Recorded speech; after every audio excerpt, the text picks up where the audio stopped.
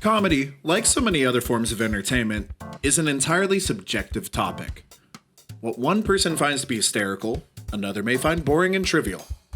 What offends some may be considered a great joke on social commentary by others. Now, when it comes to anime in Japan as a whole, comedy has an incredibly rich and lengthy history. And much like comedy here in the West, it doesn't always hit its mark. But comedy isn't supposed to be easy. Yeah, a lot of people can be funny once in a while, getting a pity laugh from a group of friends, but the art of being a comedian is a craft many have practiced for decades to master. And even then, not every joke is a home run. In today's class session at Baka Basics, I will try to explain the long history of comedy in Japan, as well as what I believe some of the best comedic anime across many different demographics and genres. I'm Summers with Baka Basics, and this is Comedy and Anime. Class is officially in session.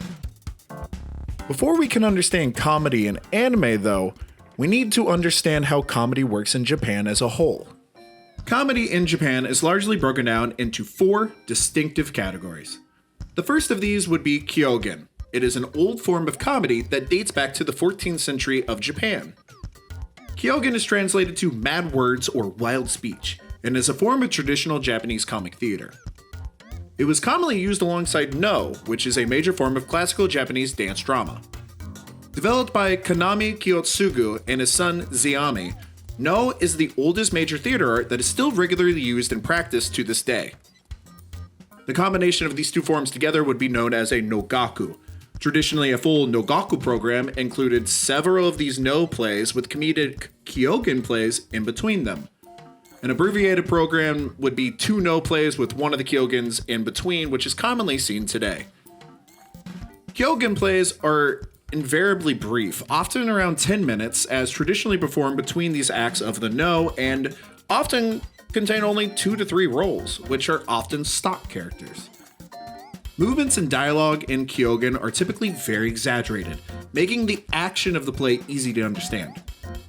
Elements of slapstick or satire are present in most kyogen plays. Some plays are parodies of actual Buddhist or Shinto religious rituals. Others are shorter, more lively, simplified versions of the No play they are a part of, many which are derived from folktales. The second of these categories is rakugo, a traditional Japanese comedy theater that can be translated as fallen words. Rakugo features a lone storyteller who conveys a long and complex comical story with dialogue between multiple characters. The speaker is often found in the middle of the audience, and his purpose is to stimulate general hilarity with tone and limited yet specific body gestures. The monologue always ends with a narrative stunt or punchline known as ochi, or sage, consisting of a sudden interruption of the wordplay flow. 12 kinds of these ochi are codified and recognized, with more complex variations having evolved through time from more basic forms. Early rakugo has various developed styles, including theater discourse, musical discourse, ghost discourse, and even sentimental discourse. In many of these forms, the ochi, which is essential to the original rakugo, is absent.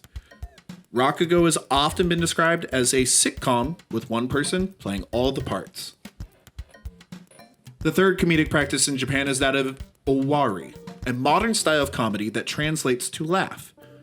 It is a very wide category that can include those that have made their way through the lively stand-up comedy scene in Japan. It's popular for these acts to be regulars on Japanese television, such as variety shows, game shows, food segments, travel features, and musical performances love using owari. They help liven up festivities and keep the audience engaged. The fourth and final category is manzai, a traditional form of comedy that features characters trading jokes at high speed. One is confused, forgetful, and seems unintelligent, and is referred to as boke. The second role, known as tsukomi, plays the part of correcting the boke's mistakes and misunderstandings about the situations they are in. In the West, we can really liken this to something as Abbott and Costello, having one character always know what's going on and the other one seeming to be lost. Moving to the anime side of things, comedy is not typically seen as a genre in itself, but usually a subgenre that is used to enhance the genre that it's a part of. Take, for instance, one's Mob Psycho 100 and One Punch Man. Both are traditionally shonen battle style shows with incredibly overpowered protagonists and hosts of characters that engage in high speed, ferocious action. One decides to couple this together with comedic situations. A ton of gags, and using the art of misunderstanding a situation to give his audiences a laugh in between all the action sequences and sometimes during the action itself. It's a really delicate balance that allows the characters to seem more alive and relatable to those reading or watching. Back to that art of Rakugo, though, it actually has its own anime dedicated to the art form, known as Showa Genroku Rakugo Shinju. The story follows Yotaro, a former Yakuza member fresh out of prison, and he's fixated on just one thing. Instead of returning to his life of crime, he aspires to take the stage of Rakugo.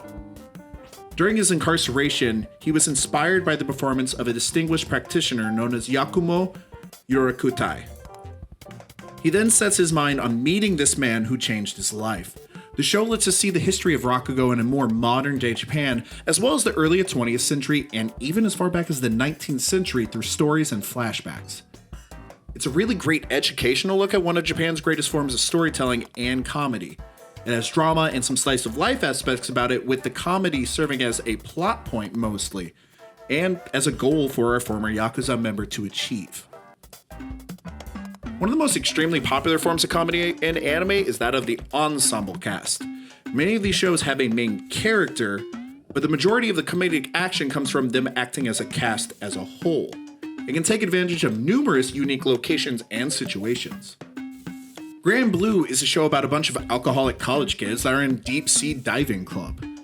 The Disastrous Life of Psyche K is about a boy with enough power to destroy the entire galaxy.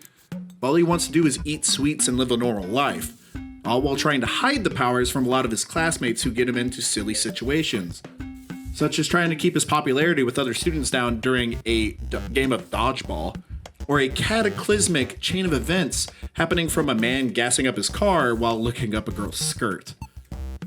Speaking of which, we have Shimoneta, which tackles censorship. It's in a world where all pornographic content is forbidden and chastity is enforced, leaving frustrated young adults to roam the earth and do what they want, leading to a group of sex terrorists to spread lewdness throughout the city. It's just as ridiculous of a show as the concept would sound, but the overall themes of expression, coupled with seeing these quote-unquote terrorists wearing underwear as masks to hide their identities, really hammers home that the comedic tones of the show is what they are hoping to achieve, while allowing others to see that it's okay to express yourself.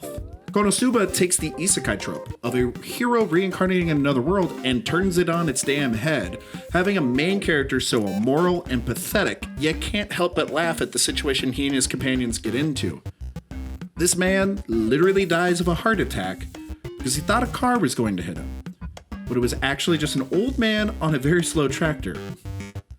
And more recently with Isekai, we have Netflix's Uncle from Another World. A young man, now in his 30s, awakens from a coma after 17 years, and still has all of his magical powers from this other world he was sent to. So what does he do?